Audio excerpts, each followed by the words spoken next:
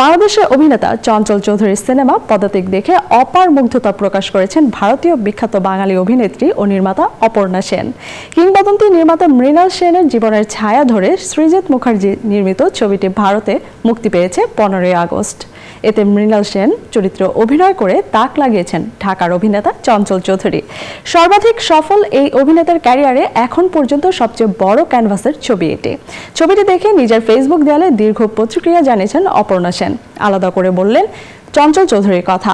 তিনি জানালেন, চমৎকার লাগলো গীতা এবং মৃণাল সেনের দাম্পত্য জীবনের ওঠাপড়া, ভালোবাসা, বন্ধুত্ব, অভিমানের তরঙ্গায়িত দুই কমরেডের পথ চলা যেমন বাস্তব তেমনই মধুর। বলেন, এই অভিনয় ছবির মস্ত বড় সম্পদ। বিশেষ করে চঞ্চল চৌধুরীর অভিনয়ে মৃণাল সেন একেবারে জীবন্ত হয়ে উঠেছেন। চঞ্চল বাবুর পর্দার উপস্থিতি এতটাই জোরালো যে প্রায় যে কোনো চরিত্রে তিনি ভালো অভিনয় করবেন। তাই পর্দায় বিশ্বাসযোগ্য মৃণাল সেন হয়ে ওঠার জন্য চঞ্চল বাবুকে কুর্নিশ জানাই। আশা করব উনি পশ্চিমবঙ্গে আরও অনেক ছবিতে অভিনয় করে আমাদের সিনেমাকে সমৃদ্ধ করবেন।